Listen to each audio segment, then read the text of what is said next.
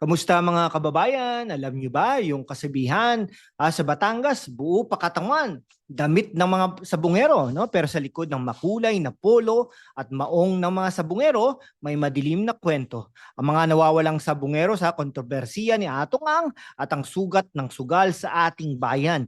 Kaya ngayon pag-usapan natin, bakit ba parang hindi natin maalis ang sabong at pogo sa Pilipinas?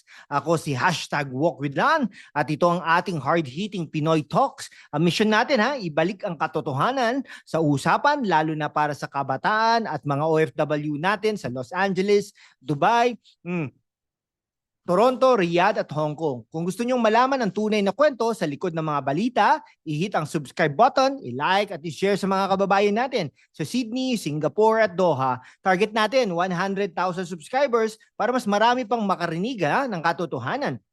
Ngayon, tatalakayin natin ang kontrobersya ni Atong Ang at ang mga nawawalang sabungeros. Pero hindi lang yan Bakit nga ba legal pa rin ang sabong at pogo? Kahit alam natin ang mga epekto nito. May conspiracy ba? O sadyang malakas ang kita?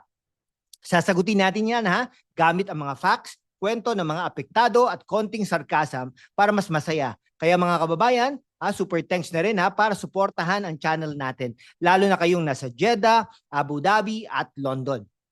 Okay, bago tayo magsimula, i-pause muna natin ito I-click ang subscribe button, i-on ang notification bell, at i-comment, sugal ba ang sagot sa kahirapan? Para may spark ang usapan para sa mga OFW natin sa Qatar, Kuwait at Japan, i-share ito sa inyong mga kaibigan.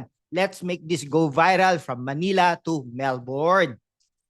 Sa Batangas, kapag sinabing sabungero, hindi lang ito tungkol sa manok. Kultura ito mula sa checkered polos hanggang sa maingay na sigawan sa sabungan. Pero sa likod ng saya, may trahedya. Alam nyo ba na sa Pilipinas, ang sabong ay legal na industriya na nagdadala ng bilyong-bilyong piso. Pero kasabay nito, may mga kwentong nawawala tulad ng 34 na sabungeros na hanggang yon, hindi pa natin alam kung nasaan. Ayon sa datos, ang sabong lalo ng e-sabong ay nagdadala ng 640 million pesos kada buwan sa gobyerno noong 2022. Pero bakit nga ba ito tuluyang ipinagbabawal kahit may mga nawawala? Ang sagot, pera. Ang sabong ay hindi lang libangan. Negosyo ito na kinukontrol ng mga malalaking tao. Pero teka, kung kaya natin ipagbawal ang weteng, bakit hindi ang sabong? Parang pelikula mga kababayan. Habang ang mga sabungero ay naka-checkered shirt at buo pa ang katawan, ang mga big bosses tulad ni Atong Ang nakasuta at nasa air-conditioned office. Nagbibilang ng milyon Pero kapag may nawawala, biglang wala kaming alam, ano ito? Magic? O sadyang magaling lang magtago ng ebidensya?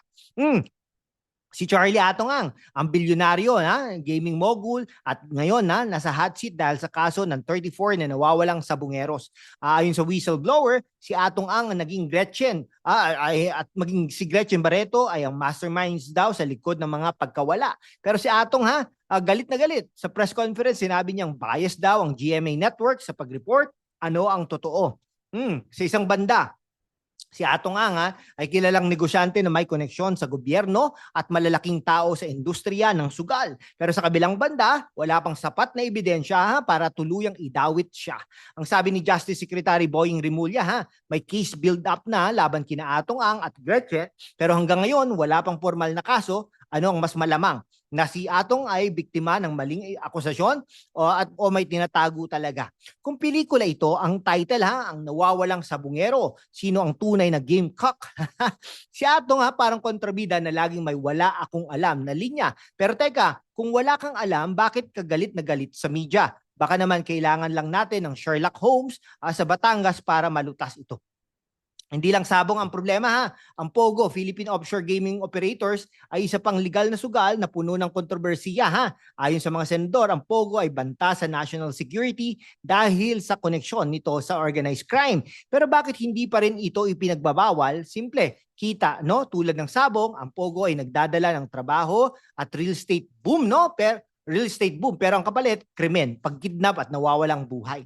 Isang OFW sa Dubai nagkwento sa akin, dito sa abroad, pinag-uusapan din ang POGO. Parang lahat ang krimen sa Pilipinas, konektado na dito, no? At totoo yan, mula Manila hanggang Davao, ang epekto ng sugal ay ramdam natin. Pero bakit parang walang gustong kumilos? Sa ibang bansa tulad ng Singapore at Japan, mahigpit ang regulasyon ng sugal. Sa Pilipinas parang open buffet. Ang tanong, kung kaya ng ibang bansa, bakit hindi natin kaya? O sadyang may mas malakas ang labi ng mga negosyante tulad ni Atong Ang kaysa sa boses ng ordinaryong Pilipino. Kung ipinagbabawal ang sabong at pogo, anong mangyayari? Una, mawawalan ng kita ang gobyerno. Pero gaano nga ba kalaki ang kita kumpara sa pinsala? Pangalawa, kailangan ng mas mahigpit na batas laban sa illegal na sugal. Pero teka, paano natin masisigurong hindi ito mauwi sa korupsyon ulit? Kung ako magiging presidente, ang unang utos ko, ipagbawal ang sabong pero illegalize ang checkered polos. Joke lang, pero seryoso, kailangan natin ng gobyernong hindi natutukso ng pera ng sugal. Kaya nga, mga kababayan, kailangan natin ng leader na may backbone, hindi yung puro bank account. Kung agree ka na kailangan baguhin ang sistema, i-comment mo, tama na ang sugal. I-share ito sa mga kaibigan mo sa Cebu, Caloocan at Toronto. At para sa mga OFW natin sa Saudi, UAE at Australia, mag-super thanks na rin please para mas marami pa tayong makover na ganitong kwento. O mga kababayan, ang sabong at pogo ay hindi lang tungkol sa pera, no? Tungkol ito sa buhay, dignidad at kinabukasan ng Pilipinas. Ang kontrobersiya ni Atong Ang ay sintomas lang ng mas malaking problema, ang pagiging addict natin sa kita ng sugal. Pero may pag-asa pa kung magtutulungan tayo, kabataan at OFW, para itulak ang tamang pagbabago. Sa Batangas, buo pa ang katawan ng mga sabungero, pero ang tanong, hanggang kailan? Kung gusto natin protektahan mga kababayan natin, kailangan natin magsalita, magtanong at mag-aksyon. Kaya mga kaibigan sa Quezon City, Dubai at London, kayo ang boses ng pagbabago.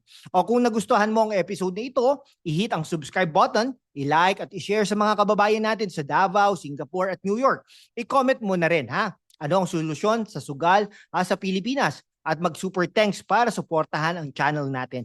Target natin 100,000 subscribers para mas malakas ang boses natin. Salamat at magkita-kita ulit tayo sa susunod na hard-hitting Pinoy Talks. Mabuhay ang Pilipinas!